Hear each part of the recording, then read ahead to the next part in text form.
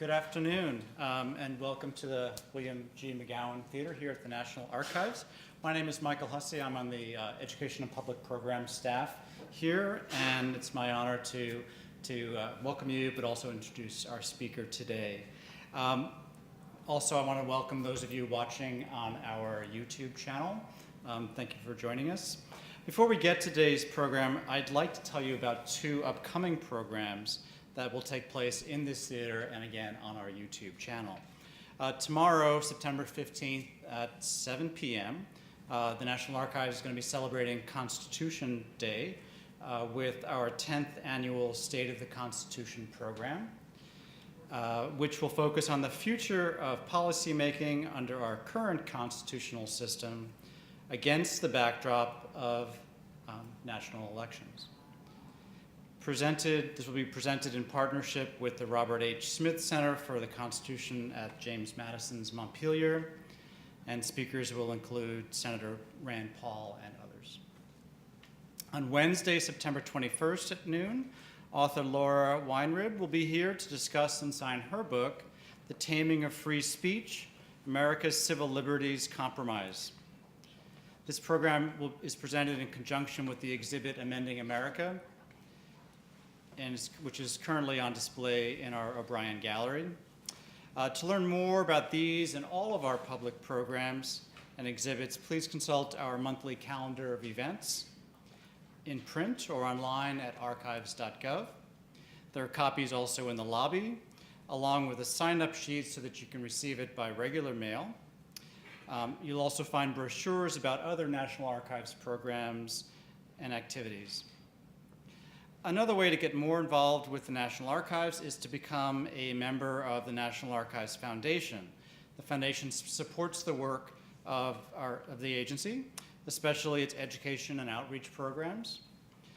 So you can pick up your application for membership in the lobby or become a member online at archivesfoundation.org.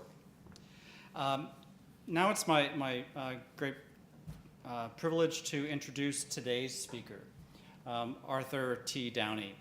I had just a wonderful conversation with him in the green room and learned a little bit more about some things that he's written. But let me start from the top. He has taught at Georgetown University Law Center. He's a member of the Bar of the District of Columbia. He lived through the Cold War as a student, a lawyer, a diplomat, and a government official. Perhaps most notably worked for Henry Kissinger in the NSC from 1969 through 1972.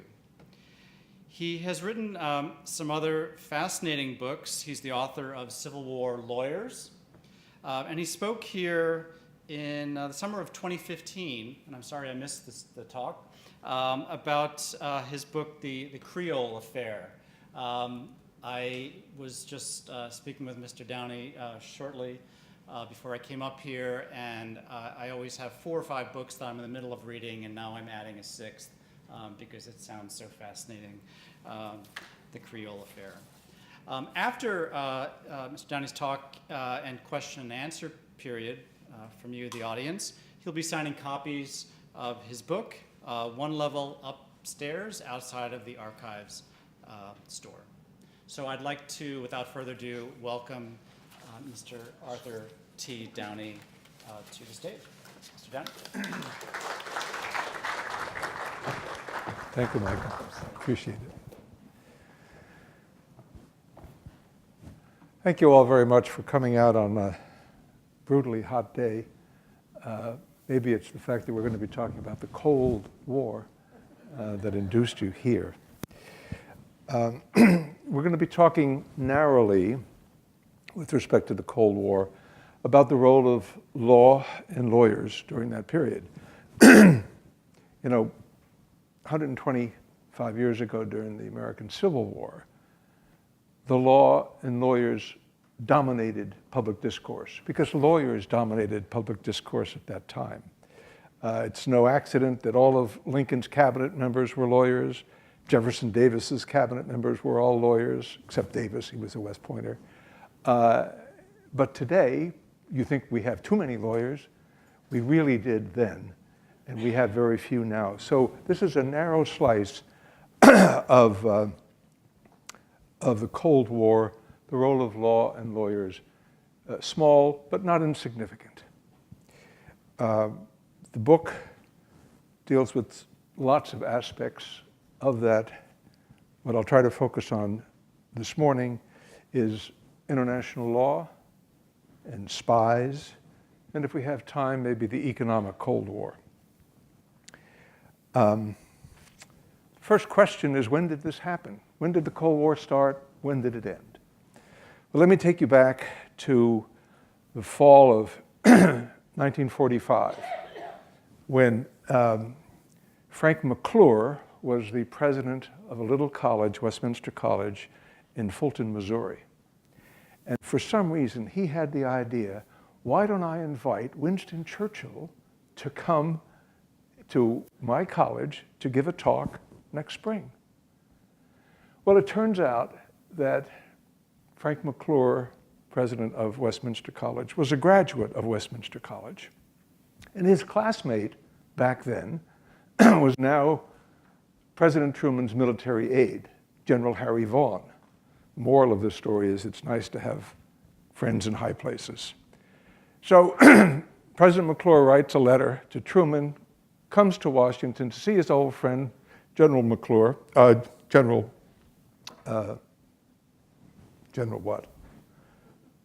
Vaughan. McClure shows Vaughan the letter, and Vaughan says, let's go in and see the boss. So they walk into the Oval Office. McClure shows President Truman the letter. Truman reads it, takes out his pen, and writes at the bottom to Winston Churchill, as you may know, I am from Missouri. This is a nice little college. If you agree to come, I will introduce you. And that's how it happened. So the following March of 46, President Truman and Winston Churchill and Truman went out by train from Washington to Fulton, Missouri. And the man on the right-hand side is Frank McClure. And in that speech in March of 1946 is when we have the infamous phrase, from Stettin in the Baltic to Trieste in the Adriatic, an iron curtain has descended upon the continent. Some say that was the beginning of the Cold War. Or others say 1946. I'm sorry, I should have. There he is. That's him giving the talk. In 1947, some say that's the beginning of the Cold War because we had the Truman Doctrine, which was massive aid to Greece and Turkey, which was poised to topple from communist subversion. Or in June, the Marshall Plan was unveiled by Secretary of State Marshall at a commencement address at Harvard. Others say, no, the Cold War started in 1948 with the Berlin blockade. Well, when did it end? Some say it ended in November of 1989 when the Berlin Wall disintegrated. Others say no, it ended the next year, 1990, when the four powers, the Soviet Union, US, France, and the UK, signed the agreement on the unification of Germany, and massive changes, liberalizations in Eastern Europe. Others say, no, it's the next year, 1991, when the Warsaw Pact was terminated and the USSR ceased to exist. My pick, 1946 with Truman, and 1990. Let's have a little overview to give you the context of the Cold War period, which can be conveniently divided into 5 periods, largely determined by who was in power in Moscow and in Washington at any given time. That drove a lot of the show.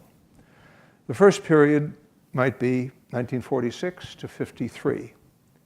You had just 2 powers. You had Stalin in Moscow and Truman in Washington. Stalin died in 53. During that period, You had the creation of NATO. You had the collapse of Eastern Europe, the takeover of Eastern Europe by the Soviet Union. Mao Zedong took over China in that period. The Soviets exploded their nuclear weapon in 1949. You had East German uprisings in 1953. Wonderful Herblock cartoon. Domestically, we had Senator Joe McCarthy and the Red Scare, that you had a communist under every blanket. Second period, 53 to 62, a long period. But you just had Khrushchev on the one hand and Eisenhower and Kennedy on the other. The first summit meeting ever held was Khrushchev and Eisenhower. That's standing in front of Blair House, where Khrushchev stayed. And that was the first of 23 summit meetings that we held. 3 under Eisenhower, 1 under Kennedy, 1 under Johnson, 3 under Nixon, 2 under Ford, 1 under Carter, 5 under Reagan, and 7 under Bush 1. You see the escalation. But still during this period, you had uprisings in Poland, in Hungary that were crushed. Germany came into NATO. You had the construction of the Berlin Wall. And you had, of course, the Cuban Missile Crisis. Tough time. Third period, you had 62 to 79, another long period. We had 5 American presidents during that time, and only Brezhnev on the other side. We had Kennedy, Johnson, Nixon, Ford, and Carter. We had the Prague Spring, crushed violently by the Warsaw Pact. We had Vietnam, and we had détente, the beginning of détente. That's the Secretary of State on the right, and Nixon and his friend Brezhnev. The fourth period, very dramatic period, 1979 to 85. Many view 1979 as a pivotal year. Think of all the characters who walked on the stage in 1979. Margaret Thatcher fundamentally changed Great Britain and maybe Europe. Deng Xiaoping in China got power and started the change that we see today. Ayatollah Khomeini came to Iran. Pope John Paul II went to Poland. These characters all had enormous influence. And of course, during this period, you had the Soviet invasion of Afghanistan and Reagan's arrival.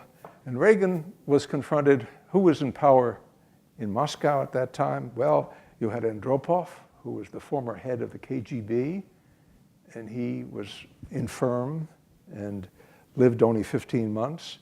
He was succeeded by Chernenko, who was also infirm and lived only 13 months. 1983 was, by some lights, the most difficult, hottest, dangerous period of the whole Cold War. This is when you had Reagan announcing the evil empire with high emotion. You had the arrival of Star Wars, which terrified lots of folks. You had the Korean plane shot down by the Soviets. You had the tremendous worry in Europe with the military exercise, NATO military exercise called Able Archer, where there was it was supposed to be a purely an exercise assuming a nuclear strike in advance by the Soviets. And the Soviets misunderstood. They thought it was real. And we were about 20 minutes away from the Soviets launching a preemptive nuclear strike. It's a terrifying moment. If you're interested, there's a wonderful made-for-TV German movie called Deutschland 83, which views that period from the German perspective. It's a wonderful story. Fifth period is 85-91 to the end of the Cold War. It's Gorbachev and Reagan, a little bit of Bush 1 at the end. The Soviets withdrew from Afghanistan at the time. Gorbachev comes in and repudiates the Brezhnev Doctrine. Brezhnev Doctrine was, once a country becomes communist, all the other communist countries have an obligation to ensure that they stay communist, i.e. we'll invade Budapest, we'll invade Prague, and so on. He introduces glasnost and perestroika, political and economic liberalization. In November of 1989, the Berlin Wall begins to crumble. That early evening, a young 35-year-old research chemist from East Berlin climbs, picks her way through the wall, goes into West Berlin to look at the shops, but she's got to get back to East Berlin because she has early work in the morning. That, of course, was Angela Merkel, today the most powerful woman in the world, Chancellor of Germany. Some miles south, in Dresden, the local East German populist is rising up. They enter the Stasi, the East German secret police, the Stasi headquarters, and ransack it. And some of them, scores of them, come to the KGB office there. And a 37-year-old colonel, lieutenant colonel, is out in the backyard burning the codes. And he comes to the front and tells these people, we're armed here. This is Soviet property. If anybody comes further, they'll be shot. That, of course, was Vladimir Putin, who was the KGB officer in Dresden. We don't want to forget the literature of the Cold War. You see so much about a society by their literature. Who can forget 1984 by George Orwell, Ian Fleming's creation of the James Bond series. We still talk about James Bond today. Jean le Carré, whose real name was David Cornwall, a British intelligence officer in Bonn, the spy who came in from the cold, Tinker Tailor Soldier Spy. Remember Tom Clancy's long series of books, beginning in 1984 with The Hunt for Red October, that was made into a movie in 1990 with Sean Connery playing the lead role and Alec Baldwin. You may remember that movie. That was where the captain of a Soviet missile ship, actually he was a Lithuanian, Ramus, that was the Sean Connery figure, he decided to defect and to bring his submarine to the Americans. His first step in his move to carry out this enormous defection was to take care of the KGB political officer on the ship who would have stopped him. So he shot him. In the Clancy book and in the movie, the name of that KGB officer is Ivan Putin. Amazing. And of course, we can't forget the great Russians. Boris Pasternak in Dr. Zhivago, and Solzhenitsyn, Gulag Archipelago. They both won Nobel Prizes, but were not permitted to go and accept them. So they had to decline them. All right, that's the setting. Now let's pick up one or two elements of international law first during the Cold War period. We'll talk first about Berlin, which is the iconic symbol of the Cold War and is on the cover of the book. Lenin quoted Marx as saying, "Whoever possesses Berlin possesses Germany, and whoever controls Germany controls Europe." It was really important. At the Yalta Conference in the Crimea in 1945, as World War II was ending, it was decided that the occupation of Germany should be managed by having 4 zones of occupation and separately and distinct 4 sectors within the city of Berlin. And each of the powers would be supreme in their zones and in their sectors in Berlin.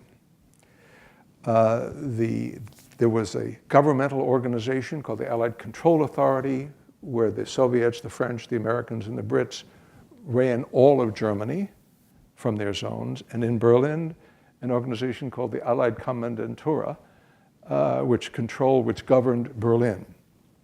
However, by 1949, the Soviets left the governing structure of both all of Germany and of Berlin.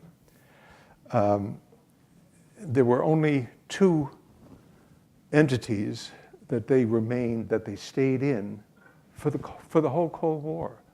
One was the Berlin Air Safety Center in West Berlin, which controlled the air traffic coming from West Germany in the Berlin air corridors.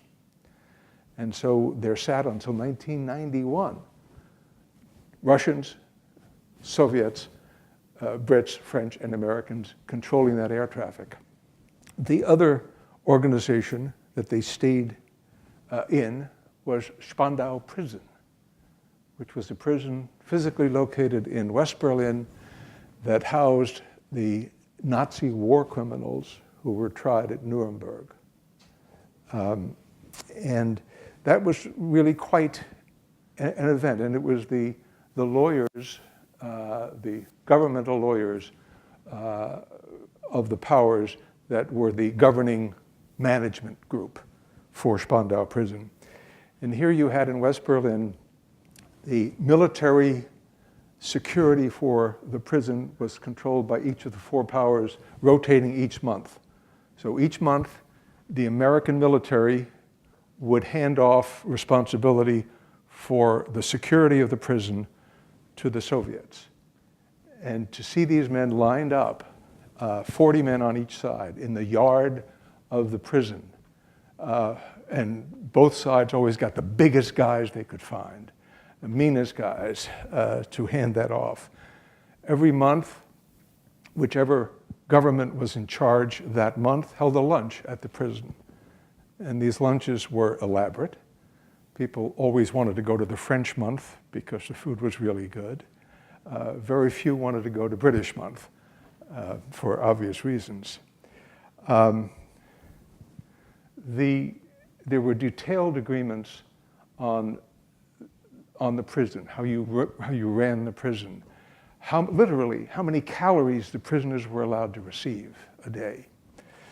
By the late 1960s, there was only one prisoner left, number 7.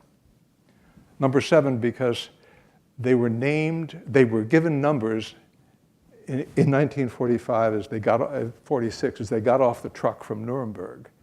You're prisoner 1, you're 2, you're 3, and the last prisoner happened to be Rudolf Hess, Hitler's deputy. You're number 7. And everybody at the prison had to refer to these guys by number only. They were nameless people. And so he was there by the late 60s. He was alone. I happened to be the American lawyer in charge at that point, and with my British and French colleagues, we were concerned about his health. He was not a young man, and he was living in this dank cell, iron bars and stone walls. And we went to the Soviets and said, hey guys, give him some yard time, let him see some sun, just because we have an obligation. He's our prisoner. We have to ensure his health, not that we like him. And they said, no. Finally, after endless negotiation, we worked out a deal. He'll work outside. Soviets said, okay, good socialist thing to do, you work. So we went to Hess and said, now look, here's the deal. You can get outside in the yard and you can get some sunlight, but you got to hold a hose or hold a rake. You don't have to do much, but just get out there. And he said, no, I am a minister of the Reich, and ministers of the Reich do not do manual labor. I wanted to strangle him at that point. So he stayed there until 1987, when he died, and the prison was demolished because there was worry that it might become a neo-Nazi shrine of some kind. So it was demolished. The lawyers from the 3 western sectors in Berlin had another main function, and that was to review West German legislation applicable to West Berlin. Our legal theory was Berlin is an occupied city. We run it, the Allies. West Germany is a different place, and even though some of the West Germans like to think of West Berlin as part of West Germany, we said that'll undermine our legal position and we can't do it. So every piece of West German legislation that they wanted to be applicable to West Berlin, we would say, no, it can't, but the West Berlin legislature, the local legislature, can adopt identical legislation as Berlin legislation. There were exceptions, of course. For example, since it was an occupied city, none of the military-related legislation of West Germany could be permitted. So there was no draft in Berlin. So lots of German young men moved to Berlin, where they wouldn't be subjected to joining the Bundeswehr.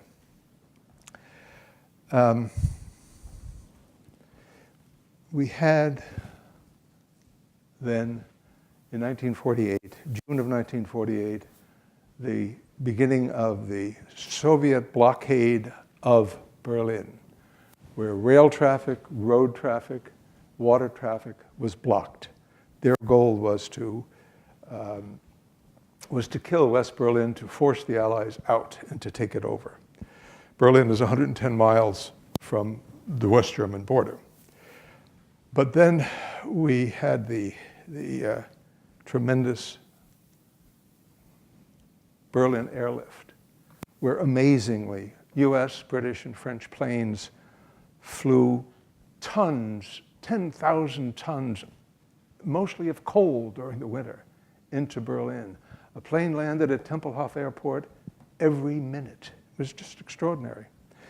Anyway, the legal position that we had with respect to permitting our aircraft to fly in the Berlin air corridors was essential to maintaining that operation.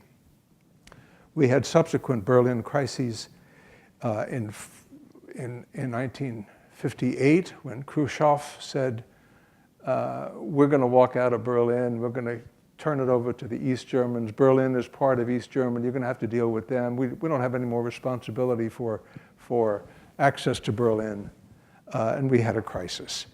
President Eisenhower in '59 went on national television, a relatively rare event at the time, and laid out our legal position. He had maps showing the air corridors, etc. And then, June of 1961, President Kennedy has his meeting in Vienna with Khrushchev. They talk about Berlin a lot. And Kennedy, every time he spoke about Berlin, talked about West Berlin. Emphasis West, not all of Berlin. And Khrushchev picked that up. And so by June, he said, Khrushchev said, we're going to throw you guys out. We're going to sign a separate peace treaty. The president brought in former Secretary of State Acheson and others to help. He also brought in Henry Kissinger at that time. You normally think of Kissinger with Nixon, but it was Kennedy who brought him in there. In July, late July, President Kennedy goes on television and spends the whole time talking about our legal rights of access to Berlin. At that point, of course, the Soviets were getting enormous pressure from the East Germans because the East Germans were hemorrhaging talented people, because any East German worth his salt could get to Berlin, to East Berlin, and cross over into West Berlin and make it out. So the East Germans, Communist Party bosses, were saying to the Soviets, you got to do something, guys. We got to stop this. And then, of course, the Berlin Wall went up July 25th. August 13th, when the wall was constructed. And we know then the president, a couple of years later in 63, went to Berlin and delivered his famous Ich bin ein Berliner speech, which which was really extraordinary. It's worth reading the whole speech. It's beautifully done. And then in '69, as we saw before with Nixon and détente, fitting in with West German Chancellor Willy Brandt, a Berliner himself, worked out in '71, '72 an agreement with the Soviets and the French and the British on Berlin. And as part of that package, we recognized East Germany, the two Germanys entered the United Nations, and the Berlin crises of a quarter of a century were essentially over at that point. Quite a move. And then, of course, you have Reagan in June of '87, who went to Berlin, stood at the Brandenburg Gate, and said, General Secretary Gorbachev, if you seek peace, if you seek prosperity for the people of the Soviet Union and Eastern Europe, if you seek liberalization, come here to this gate, Mr. Gorbachev. Open this gate, Mr. Gorbachev. Tear down this wall. And of course, that happened in '89, and the German issue vanished. Let me shift now and talk about international organizations, or we'll take just one, NATO, because it's very relevant today. Interestingly, the first time the concept of an attack on one means an attack on all was created in 1947 in the Inter-American Treaty called the Rio Treaty. The United States had been very worried during World War II about the exposure of Panama and others. And so in this treaty in 1947, Article 3 says, an armed attack by any state against an American state shall be considered an armed attack against all the American states, and each undertakes to assist in meeting that attack. That was a novel concept that Senator Vandenberg, a Republican chairman of the Senate Foreign Relations Committee from Grand Rapids, Michigan, was part of the delegation. He deserves enormous credit because he worked with the Democratic administration to fashion a foreign policy, as he put it famously, partisan politics stops at the water's edge. Wouldn't we like that today? But it was Vandenberg working with Truman and Atchison that pulled off the NATO treaty in 1949. The ultimate goal of the North Atlantic Treaty was to keep the Americans in Europe, keep the Russians out of Europe, and keep the Germans down. The key Article 5, which you'll hear anybody in Eastern Europe today repeat to you verbatim, says, an armed attack against one or more of the parties shall be considered an attack upon them all, and each of them will assist the party so attacked by taking forthwith such actions as it deems necessary. That's the key element in the North Atlantic Treaty. In 1959, Germany was added to NATO. Article 5 has been invoked only once, and I bet you can guess when that was. 15 years ago exactly, September 11th. The September 11th crisis was the only time that Article 5 was invoked. The General Council of NATO, a Belgian citizen, had to make the decision ultimately. First, was this an armed attack from outside, or was this like Columbine? Was this a domestic problem? Once he decided it was that the aircraft were used as missiles, this is an armed attack, and so we can invoke Article 5. NATO has now expanded from 12 members in 1945 to 28 members today. In '99, we added Poland, Hungary, Czechoslovakia. In 2004, Estonia, Latvia, Lithuania, Slovenia, Slovakia, Bulgaria, and Romania. And 8 years ago, Albania and Croatia. Today, you find some Russians arguing that the advancement to the east of NATO violated the fundamental deal that was worked out for the Russians to agree to the unification of Germany. That the Americans and the others said, if you agree to unify Germany and have Germany enter NATO, NATO won't move to the east. And the Russians say, but that's just what you're doing.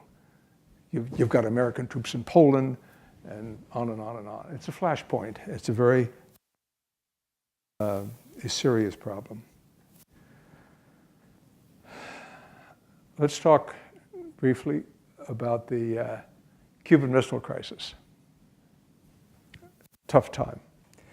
To understand that, you have to go back a year before to March of 1960, when President Eisenhower authorized the training of Cuban exiles in Guatemala for a potential invasion of Cuba.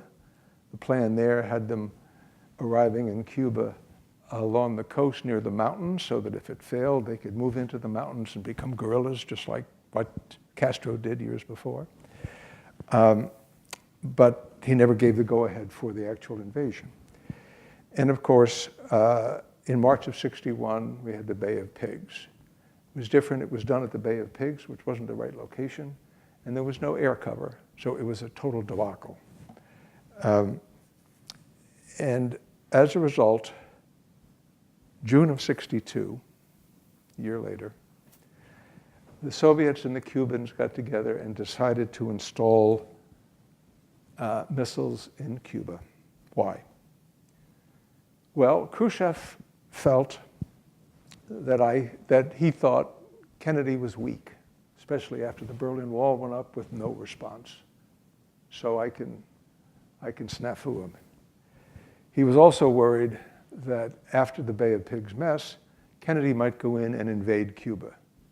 And Khrushchev, was already under pressure from the Chinese for being weak, something else we hear today, for being weak and not being strong enough, and he couldn't afford to have the Americans take over Cuba.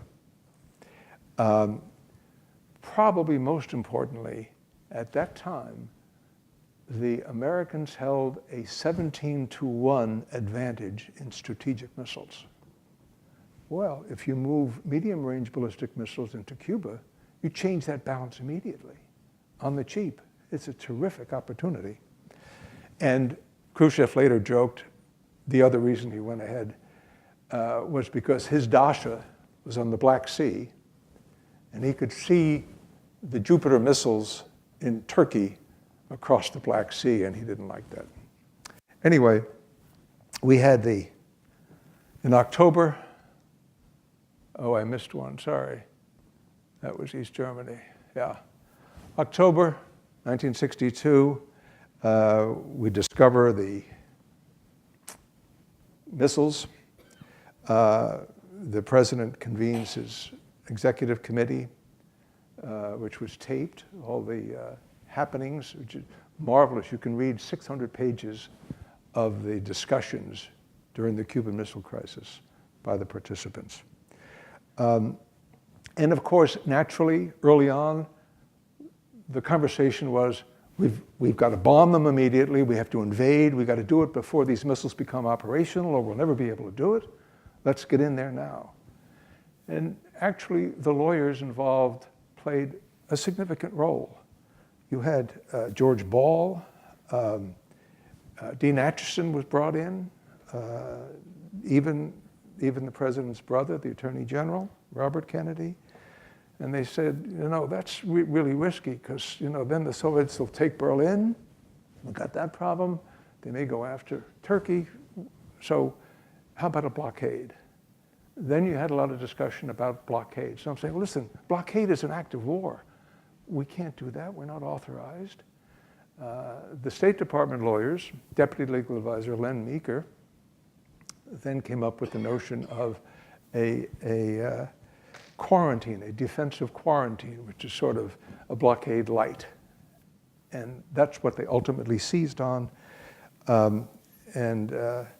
Kennedy was in direct touch frequently with Prime Minister Macmillan. And Macmillan's main interest here was make sure our international lawyers are talking to your international lawyers and we're agreed with what we need.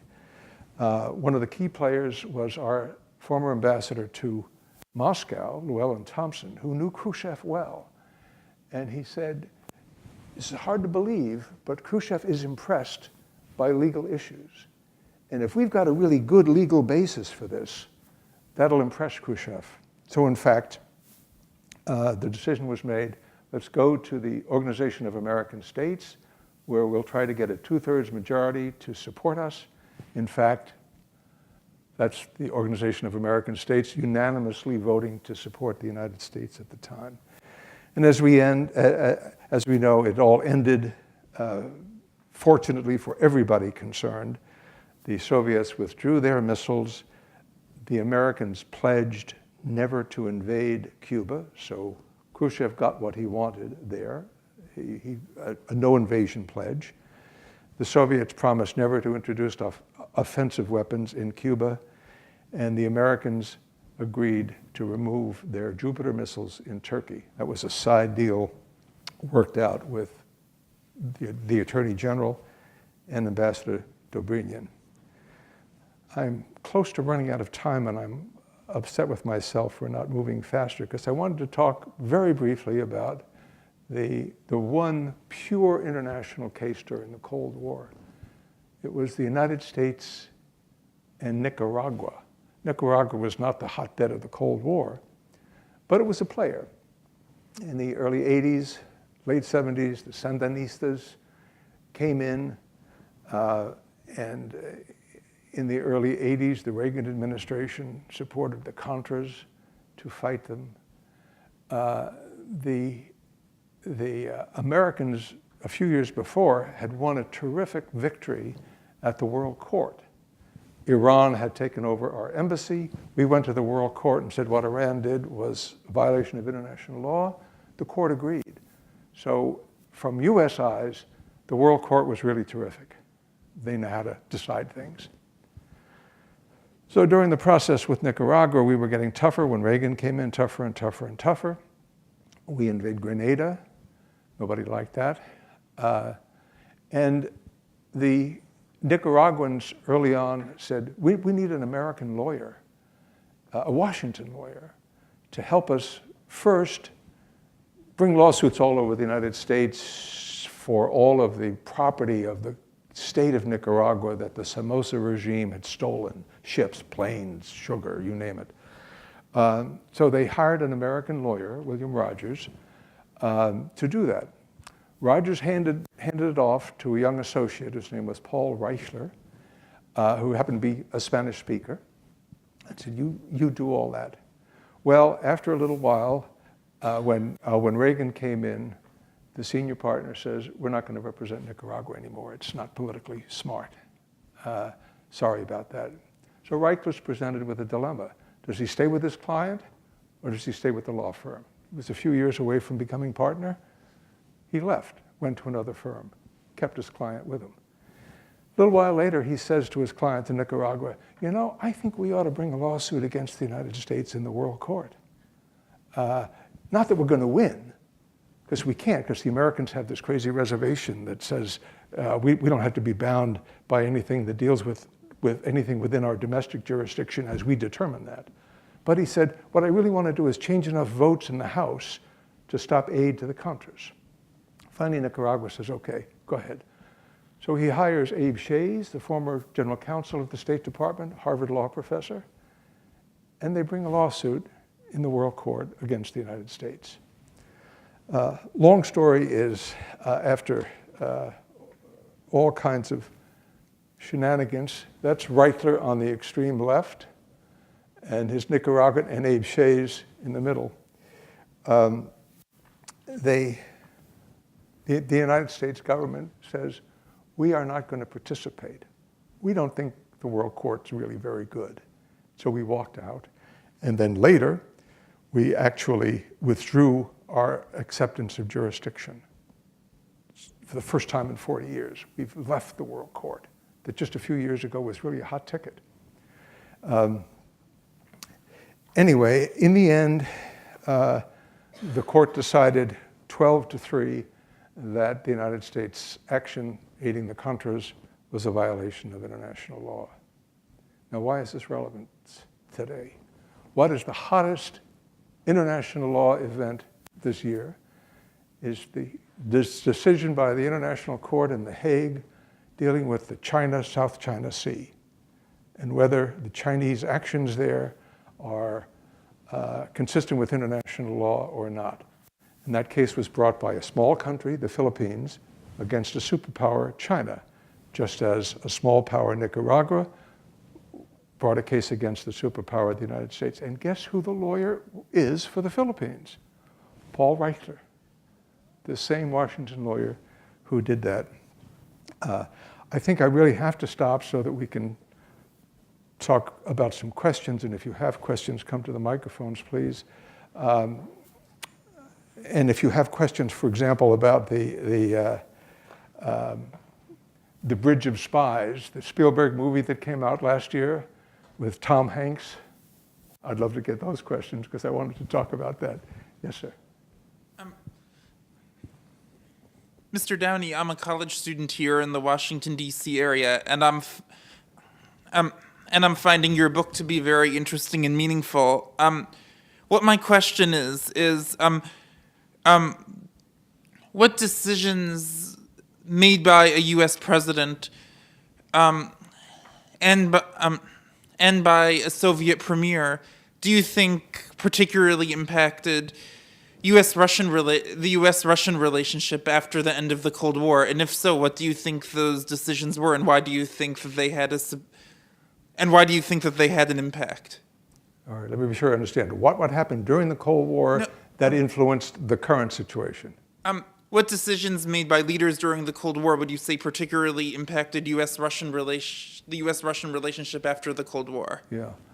Well, probably the German reunification issue that I mentioned, because from the Russian viewpoint today, that's a tough one. Mr. Putin does a lot to stir up agitation over that. And as Putin has been trying to reconstruct a society that had been diminished, a huge empire, and then it was crushed in 1990, 1991, trying to give it strength again, brutally. One of his targets are the Russian-speaking peoples throughout Eastern Europe, most notably in most notably in Ukraine, but in Georgia before that. And I think something like 30% of Estonia today is Russian-speaking.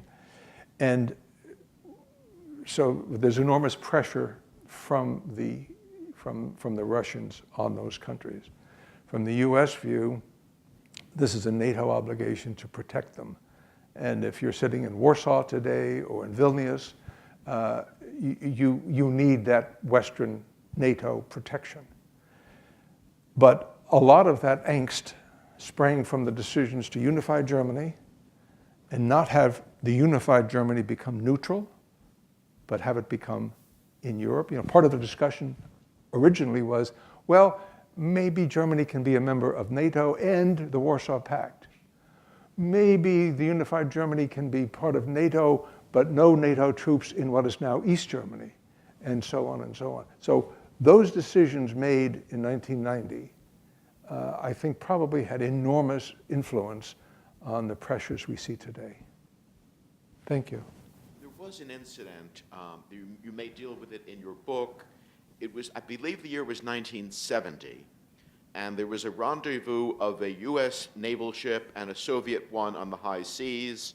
One of the Soviet sailors was Lithuanian. He tried to desert and was returned to the Soviet ship, and the incident put the US captain in a very hard legal place because on the one hand, as a captain, he couldn't encourage desertion under the circumstances. On the other hand, with the sailor being Lithuanian and the United States never having recognized the absorption of the Baltic republics in 1940, you could make a case that this, if there was any exception to returning a deserter, this would have been the one. The case soon disappeared from public view, and I never found out exactly what happened to the captain of the U.S. ship. I don't know if you are familiar with this case or not. I am very familiar with that case.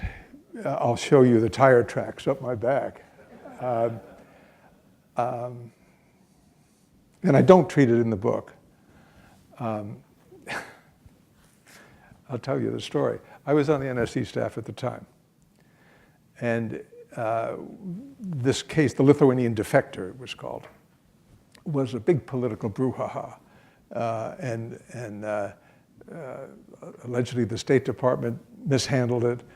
The White House never knew about it. It was a mess. Well, as it happened, one day I called the general counsel of the State Department, whom I knew. Hey, Charlie, what's happening? What are you doing? Doing this, this, this. And we have this Lithuanian thing, whatever it is. It hadn't surfaced then. Okay, Charlie. And let's get back to what we were supposed to be talking about. Then it all blew up. And the State Department said, well, we informed the White House about this. And I was the guy they supposedly informed when in fact I asked them, what are you doing, and so on. And so I called Kissinger and explained this situation. He was out at a dinner and he said, well, go over in my office tonight, I'm at a dinner, go there and write this up for me, and I'll discuss it with the president tomorrow. Okay. So I'm sitting at 9 o'clock at night. I'm sitting at Kissinger's desk, working on this, and I hear noise. Who walks in but the president? And 3 Secret Service guys. He said, hi, where's Henry? I said, well, he's at a dinner. Oh, well, I was just out for a walk and saw the light on and thought I'd stop in and say, hello, what are you working on? Oh, oh, nothing. Can't tell you. Anyway, so yes, I am familiar with the case. And it was a blip. It finally went over. It was a political thing, but it was ugly for the poor Lithuanian. No question about it. Did it hurt the captain's career? I'm not sure. I think not. Other questions? Could you talk about Bridges Spies? We were all here for its premiere at the archives. A lot of research was done. Before it came out publicly. Yeah. I was here that night too. It was a wonderful night. Yes. The Bridge of Spies, how many of you saw the movie? Yeah, good movie. And there were lots of things, good movie overall. There were things that I felt weren't really handled as they should have been. For example, it was not shown in the film that Jim Donovan, right from the outset, said, I will donate my fees to charity. I won't take a dime for any of this. And that should have been in there, I think. That was an important step. There was no discussion in the film about the appeal to the Supreme Court. And that was really a very important point. He sat down with Rudolf Abel and said, a decision to appeal is a decision I can't make. You have to make this, Mr. Abel, and let me explain why. If we win, it's not likely we're going to win, but we got a good case. If we win, this case would be returned, it'd be retried, and the sentencing judge at that time might decide to execute you. Tough decision. Now that wasn't in the film, and that should have been, I think. I think right at the beginning, it failed to note when Donovan was on his first vacation for a long time, just got off the train with his family in Lake Placid, New York, about to have his vacation when he got the phone call from his partner saying the court just appointed you. So he turned around and came back to Brooklyn to deal with it. That just shows the nobility of his action. And you'll remember for the evening that we were here, when Francis Gary Powers' son was here and Jim Donovan's granddaughter was here. And somebody, I think I, asked, hey, in the movie, there were shots fired at your house. Was it really that bad? And she said, we didn't live in a house.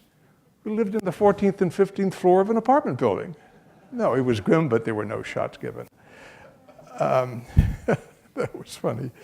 And I wish it had gone on just a bit to show what else Donovan was doing when he was, during 1962, even during the Cuban Missile Crisis, was in Cuba negotiating with Castro for the release of 2,000 Cuban exiles and some Americans. It's an amazing feat. And at the same time, in 1962, he was running for the US Senate from New York, lost to Senator Jake Javits. Good movie otherwise. I have a old friend who's a former KGB colonel, and he told me recently that when he was in Moscow later in the 70s and 80s, one of the people he would go to as a mentor was Rudolf Abel, because he really understood the Americans well from inside the jail, perhaps. Any other questions? Yes, sir. Are we still in the Cold War? We are in a lukewarm war. The Cold War is, I think, fundamentally different from what we're experiencing now.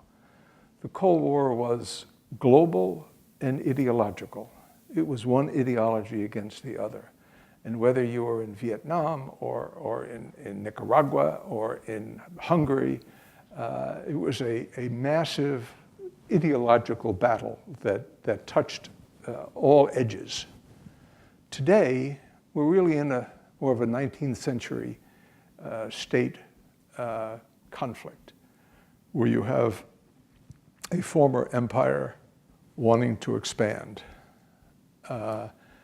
And how you can, all the actions are kind of classic empire building, state war activities with an overlay of cyber activities and modern warfare, but it's really not ideological anymore. I mean, how often do you hear any kind of an ideological discussion? You really don't. That their system's better than our system, or our system's better. There's no conflict in third countries as we had before. But it's not a good time. It's an extremely dangerous time, I think, because the weapons are worse. Our controls are very difficult, and we don't have people like Senator Vandenberg, who says partisan politics stops at the water's edge. We're too divided, and that's dangerous when the other sides, whether it's in Beijing or in Moscow, are not divided. Any other questions? I think it's 1 o'clock. So thank you. If you have any more questions, I'll be here, and then outside, please let me know. Thank you for your attention.